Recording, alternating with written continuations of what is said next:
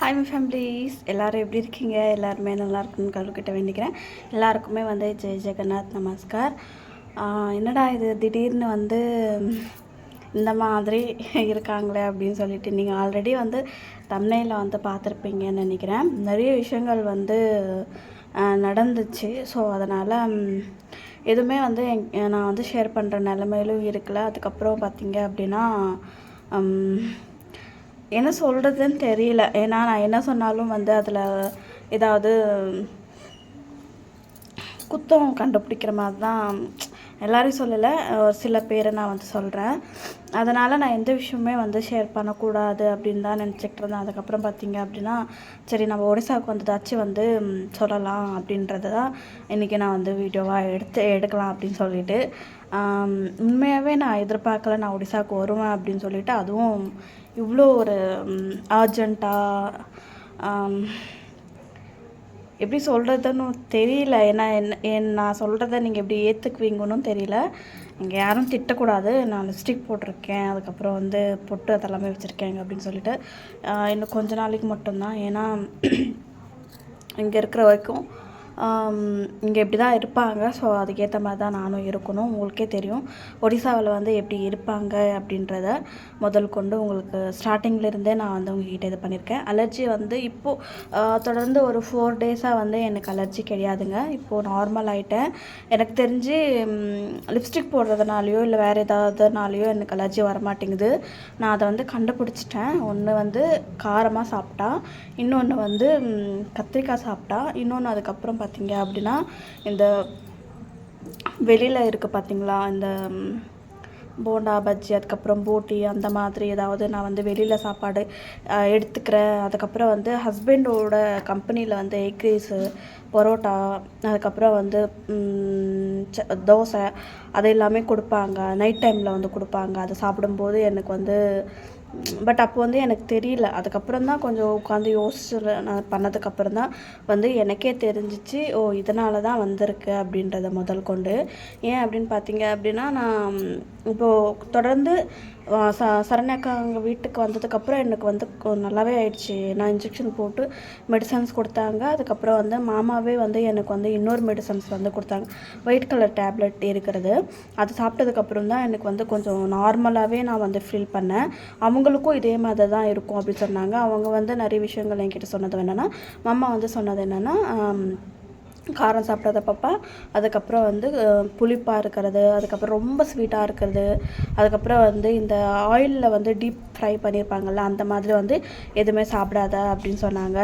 கடையில் நொறுக்கு சாப்பாடு, இந்த முறுக்கு, வேறு ஏதாவது அந்த மாதிரி எல்லாமே அதிகமாக சாப்பிடாத. ஆசைக்கு ஒரு 1 2 3 சாப்பிட்டுக்கோ, ரொம்ப ஹெவியாகவும் சாப்பிடாத. வெளியில் சாப்பாடை முடிஞ்ச அளவுக்கு ஸ்கிப் பண்ணிப்போ அப்படின்னு சொன்னாங்க. கண்டிப்பாக அதை பண்ணதுக்கப்புறம் தான் எனக்கே நிறைய இது தெரிஞ்சிச்சு. உங்களுக்கே தெரியும்னு நினைக்கிறேன். என்னோடய ஃபேஸ் எவ்வளோ பிளாக்ன்றேன், எவ்வளோ ஒரு குண்டா நல்லா புசு புசுன்னு ஆகிட்டு இருந்துச்சு. கண்ணம், கை, கால் எல்லாமே எப்படி வீங்கி போயிருந்துச்சுன்றத முதல் கொண்டு உங்களுக்கு நான் இப்போது இதில் காமிக்கிறேன் பாருங்கள். என் கால் எந்த அளவுக்கு வீங்கி இருந்துச்சு அப்படின்றத உங்களுக்கு காமிக்கிறேன் பாருங்கள். அப்போ தான் உங்களுக்கு தெரியும் எந்த அளவுக்கு அது ஆயிருக்கு அப்படின்றத. எனக்கு தெரிஞ்சு அது பிளட்டில் தான் இன்ஃபெக்ட் ஆகிருக்கு, ஃபுட் இன்ஃபெக்ட் ஆகிருக்கு. நிறைய பேருமே சொன்னது அதுதான், ஃபுட்டில் இன்ஃபெக்ஷன் ஆகிருக்கு. முதல்ல கால் எப்படி இருந்துச்சுன்னு பார்த்துட்டு வாங்க. இதுதாங்க அந்த கால் எப்படி வீங்கிருக்குன்னு நீங்களே பாருங்கள். உண்மையாகவே இந்தளவுக்கு வீங்கும்னு நான் எதிர்பார்க்கல. பட் இது வீங்கி ரொம்ப கால் கீழே தரையை தொடவே விட முடியல, அந்தளவுக்கு வீங்கி இருந்துச்சு. ஓகே, பார்த்துருப்பீங்கன்னு நினைக்கிறேன் எப்படி இருந்துச்சு அப்படின்றத முதல் கொண்டு. அந்த வீடியோ எடுத்ததுக்கு காரணமே நான் ஹாஸ்பிட்டலில் காமிக்கணுன்னு தான். அதுக்கப்புறம் காமிச்சதுக்கப்புறம் அவங்களே, நீங்கள் சரண்யாக்கா லைவில் பார்த்துருந்தீங்கன்னா உங்களுக்கு தெரிஞ்சிருக்கும்னு நினைக்கிறேன். அங்கே சொன்னது என்னென்னா, நீங்கள் எதுவுமே யூஸ் பண்ணாமல் வெள்ளி, இந்த கையில் இது என்கிட்ட ரிங்ஸ் கூட இருந்துச்சு, எல்லாமே நான் கழட்டிட்டு இந்த மாதிரி வளையல் கூட போடக்கூடாதுன்னு சொன்னாங்க. சரி, திடீர்னு இங்கே வர வேண்டிய சுச்சுவேஷன் ஆகிடுச்சின்றதுனால என்னால் அதை இது பண்ண முடியல. தமிழ்நாட்டில் இருக்கிற வரைக்கும் நான் எதுவுமே யூஸ் பண்ணாமல் இருந்தேன். இங்கே வந்ததுக்கப்புறம் தான் யூஸ் பண்ணுறேன். ஸோ அதனால் நீங்கள் யாரும் தப்பாக எடுத்துக்காதீங்க. நான் ஒடிசாவுக்கு வந்துட்டேன். என்ன பிரச்சனை அப்படின்னு பார்த்தீங்க அப்படின்னா, இடையிலே உங்களுக்கு தெரியும் ஒடிசாவுக்கு போகணும் போக சொல்லி ப்ராப்ளம் நடந்துச்சு அப்படின்னு சொல்லிட்டு. நான் எங்கே இருக்கேன்னா அப்படின்னா கண்டிப்பாக கிடையாதுங்க. நான் 15ஆந்தேதிக்குள்ளே டிக்கெட் பார்த்துட்ருக்குறேன். சரண்யா அக்கா தான் வந்து போடுவாங்க. அவங்க போட்டதுக்கப்புறம் நான் வந்து போகிற மாதிரி தான் இருக்கும். அவங்க வந்து சொன்னது என்னென்னா, நான் அவங்களுக்கு வந்து என்னோடய மாமியாருக்கு வந்து உடம்பு சரியில்லைங்க. உடம்பு சரியில்லை அப்படின்றதுனால அவங்க வந்து நான் அதிகமாக வந்து பேசிக்க மாட்டேன். உங்களுக்கே தெரியும், ஒரு சில விஷயங்களில் வந்து எனக்கு அவங்கள கொஞ்சம் அவங்க என்னை கஷ்டப்படுத்துகிற மாதிரி ஃபீல் ஆனதுனால நான் அதிகமாக வந்து பேச மாட்டேன். ரொம்ப ஏனோ தானோ தான் பேசுவேன். அதுக்கப்புறம் வந்து நான் சென்னை போனதுக்கப்புறம் என் ஹஸ்பண்ட் கிட்ட வந்து வீடியோலாம் பார்த்துருப்பாங்க போல் இருக்குது. இதில் அண்ணாவும் வந்து சொல்லியிருப்பாங்க போல் இருக்குது, இந்த மாதிரி சென்னைக்கு எல்லாமே வந்து போயிருக்கா, உனக்கு உடம்பு சரியில்லை அப்படின்னா அவளால் வந்து அவ்வளோ தூரம் வர முடியுது, ஒரு சவருக்கு வந்து பார்த்துட்டு போக முடியல அப்படின்னு சொல்லிட்டு ரொம்ப சண்டை போட்டு நிறைய மன அழுத்தத்துக்கு ஆளாக்குன மாதிரி ஆயிடுச்சு. என்ன பண்ணுறதுன்னு எனக்கு தெரியல. அந்த சுச்சுவேஷனில் எப்படி ஹேண்டில் பண்ணுறதுன்னு எனக்கும் தெரியல. நான் எப்படி இதை கொண்டுட்டு போகிறதுன்னு எனக்கு தெரியல. ஏன்னா என் ஹஸ்பண்ட் என்கிட்ட வந்து ஹாஷாவும் வந்து என்கிட்ட சொல்லலை, ப்ளீஸ் எனக்காக இந்த ஒரு விஷயத்துக்காக நீ போயேன். ஏன் நம்ம வந்து எல்லாம் பண்ணி நம்ம கெட்ட பேர் வாங்கிக்கிறத விட நம்ம அட்லீஸ்ட் உன்னால் இப்போ வந்து போனேன் அப்படின்னாலும் உங்களுக்கே தெரியும், அவங்களுக்கும் தெரியும் சுச்சுவேஷன் என்ன அப்படின்றத. 30,000 போய் நான் வேலை போய் என்னென்ன பண்ணியிருந்தேன் அப்படின்றத முதல் கொண்டு உங்களுக்கும் எல்லாருக்குமே வந்து தெரியும். நான் வந்து எக்ஸ்பிளைன் பண்ணணுன்றது இல்லை, ஏன்னா நான் எந்த ப்ராப்ளமில் இருந்தேன் அப்படின்றது உங்களுக்கே வந்து தெரியும். நான் இவ்வளோ ஃபேஸ் பண்ணியிருந்தேன், இப்படி இருந்துச்சு அப்படின்றத முதல் கொண்டு எல்லாமே வந்து உங்களுக்கு தெரியும். அதுக்கப்புறம் வந்து இன்னும் என்னோடய கடன் வந்து பாதியோடு நிற்கிது. அதுவும் என் ஹஸ்பண்டுக்கு வந்து தெரியும். அதுக்கப்புறம் வந்து அவங்க பரவாயில்ல, நானே கூட வந்து அந்த கடனை அடிச்சுக்கிறேன், தயவு செஞ்சு இந்த ஒரு விஷயத்துக்காக வச்சு என் பேச்சை கேளு, நீ சொன்னதை நான் எல்லாமே வந்து கேட்குறேன் தானே இப்போது, ஸோ இந்த ஒரு விஷயம் மட்டும் எனக்காக நீ பண்ணு, நீ போ, அங்கே வந்து எதுவுமே இதாகாது, நான் மறுபடியும் வந்து டிக்கெட் போடுறேன், நீ ரிட்டன் வரதானே போக போகிற, அப்புறம் ஏன் நீ வந்து நான் போக மாட்டேன்னு அடம் பிடிக்கிறேன் அப்படின்னு சொன்னார். சரி இவ்வளோ அளவுக்கு சொல்கிறாங்க அப்படின்னு சொல்லிவிட்டு அதுக்கப்புறம் நான் மாமியார்கிட்ட பேசி நானும் கொஞ்சம் 2 பேருக்குமே வந்து கொஞ்சம் வாக்குவாதங்கள் தான் ஆச்சு. எங்கள் 2 பேருக்குமே வந்து எப்படின்னா, சென்னை மட்டும் போக தெரியுது, எல்லாமே பண்ணுற தெரியுது, என்ன வந்து எனக்கு உடம்பு சரியில்லைன்னு தெரிஞ்சும் நீ வந்து எனக்கு ஃபோன் பண்ணுறதில்ல, பேசுகிறதில்ல அப்படின்னு சொல்லிட்டு நிறைய விஷயங்கள் வந்து அவங்களும் கோவமாக வந்து என்கிட்ட பேசினாங்க. அதுக்கப்புறம் வந்து ஒரு மருமகளாக வந்து எந்த கடமைகளும் நான் செய்யலை அப்படின்ற மாதிரியுமே வந்து சொல்லியிருந்தாங்க. ஸ்டார்டிங்லேருந்து நானும் எங்கள் ஹஸ்பண்டும் கல்யாணம் ஆனதுலேருந்து இப்போ தான் இந்த 1 இயராக தான் நாங்கள் வந்து 2 பேரும் சேர்ந்து தான் இருக்கோம். அதுக்கு முன்னாடி பார்த்தீங்க அப்படின்னா கல்யாணம் ஆன உடனேயே அவர் வந்து 15 நாள்லேயே கல்யாணம் ஆகி 15 நாள் மட்டும்தான் என் கூட இருந்தாங்க. அதுக்கப்புறம் போயிட்டு 1.5 years கழிச்சு தான் அவர் வந்தார். திருப்பி 1 month இருப்பார், திருப்பி வந்து ஒரு 2 வருஷம் 3 வருஷம் அந்த மாதிரி தான். கிட்டத்தட்ட இந்த மாதம் 28ஆந்தேதி வந்துச்சு அப்படின்னா கிட்டத்தட்ட 7 முடிஞ்சு 8வது வருஷம் வரைக்கும் நடக்க போகுது. 7 வருஷம் நான் இவங்க கூட இருந்திருக்கேன். இவங்களுக்கு என்னெல்லாமே பண்ணியிருக்கேன், பார்த்துருக்கேன், செஞ்சுருக்கேன், நான் சொல்லி காட்டல. பட் அப்போது வந்து நான் எதுவுமே பண்ணல அப்படின்றது தான் எனக்கு ரொம்ப கஷ்டமாக இருக்குது. ஏன்னா சில விஷயங்கள் வந்து உங்களுக்கே தெரியும், நான் என்ன அதிகமாக வந்து கவனிக்கிறத விட நான் என் மாமியாரை வந்து நிறைய கேர் பண்ணி பார்த்துப்பேன். ஏதாவது உடம்பு சரியில்லைன்னாலுமே எங்கள் 2 பேருக்குள்ளே கேஷுவலாக வர்ற சண்டைகளை வந்து நாங்கள் வந்து அதை பேசி ஆக்கிக்கக்கூடாது அப்படின்னு தான் நான் அப்படி தான் நினைப்பேன். நீங்கள் நினைக்கலாம், நீங்கள் வந்து உங்கள் மாமியார் அப்படி சொன்னீங்க இப்படி சொன்னீங்க, என்ன சொன்னாலுமே அவங்களுக்கு ஒரு உடம்பு சரியில்லை அப்படின்னும்போது நானாகவும் அமௌண்ட் அனுப்புவேன், என் ஹஸ்பண்டாகவும் அமௌண்ட் அனுப்புவேன். இந்த ரீசெண்ட் டைம்ஸில் இடையில தான் வந்து கொஞ்சம் ஓவராக பேசுனதுக்கப்புறம் தான் என்னால் வந்து அவங்களுக்காக இது பண்ண முடியல. இவ்வளோ பண்ணியும் நம்மளை வந்து பண்ணல அப்படின்னு சொல்கிறாங்க, அப்போ நம்ம எதுக்கு பண்ணணும், ஏன் பண்ணணும் அப்படின்ற அளவுக்கு வந்து வந்துடுச்சு. நிறைய விஷயங்கள் வந்து என்னால் சொல்ல முடியல வெளியில். ஸோ அதனால் முடிஞ்ச அளவுக்கு வந்து ஷார்ட்டாகவே வந்து நான் உங்ககிட்ட வந்து சொல்லிக்கிறேன்.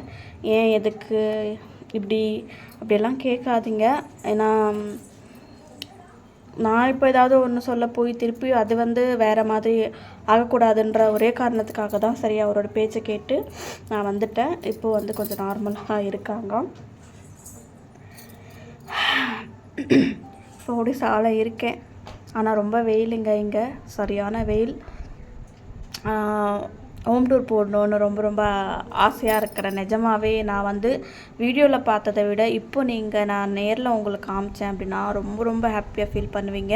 உங்களுக்கே தெரியும், நான் வந்து போன வாட்டி வீடியோ கால் பண்ணி ரெக்கார்ட் பண்ணி அதில் வந்து வீடியோ ஷூட் பண்ணி நிறைய இடத்த வந்து காமிக்காமலே அப்படியே கொஞ்சம் கொஞ்சம் தான் நான் உங்களுக்கு வந்து காமிச்சிருந்தேன்.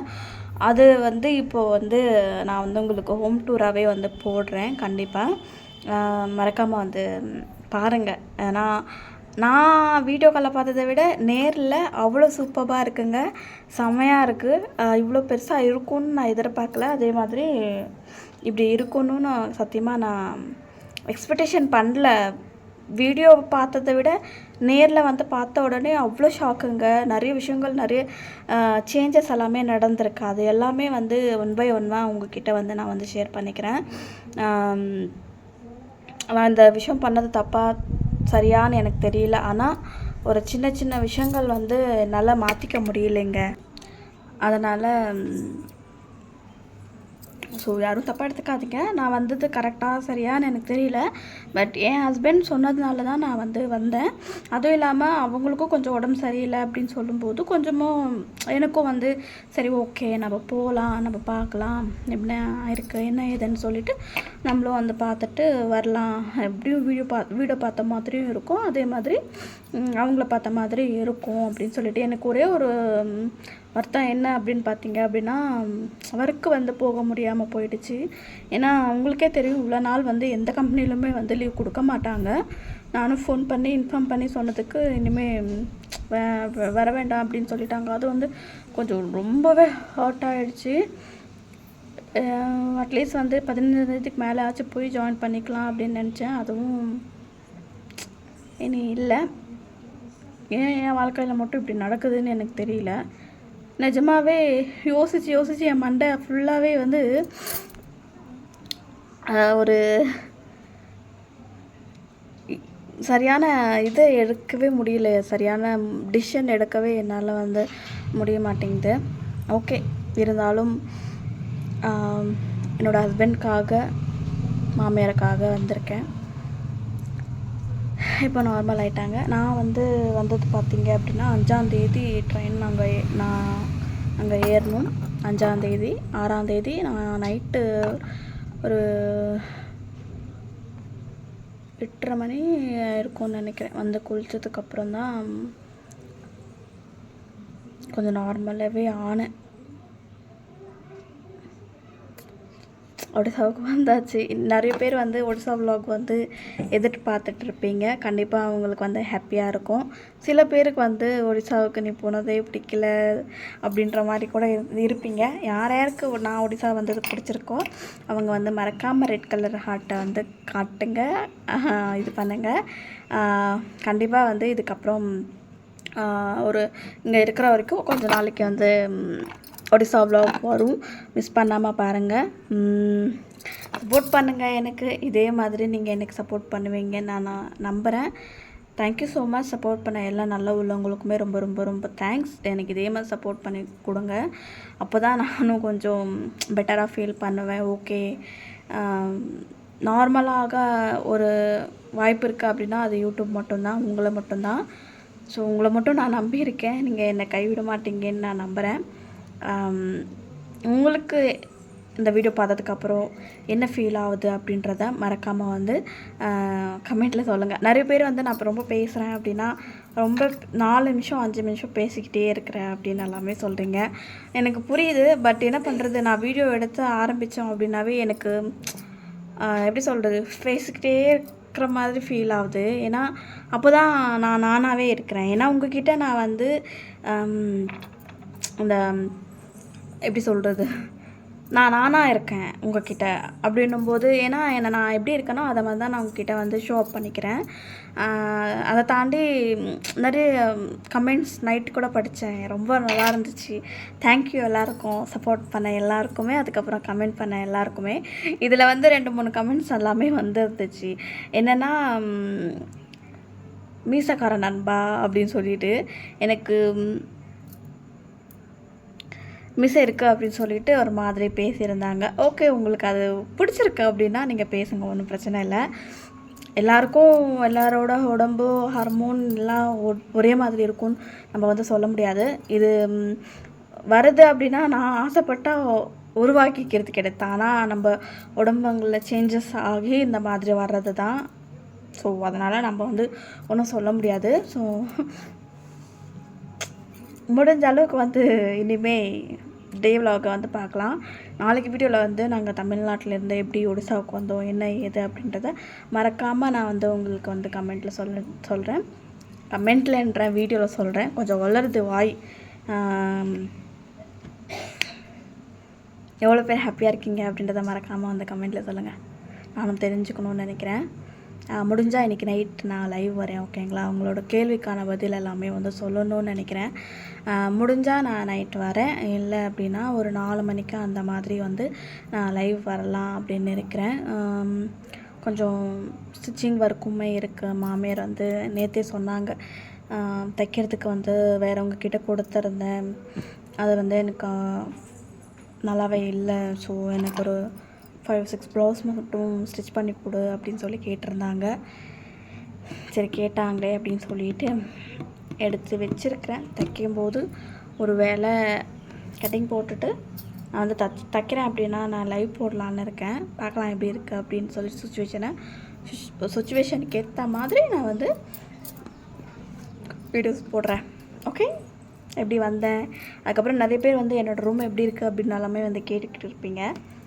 நெக்ஸ்ட் நான் வந்து அதை வந்து உங்களுக்கு வந்து ஷேர் பண்ணுறேன். ஓகே, பாய் எல்லாருக்கும். பாய்.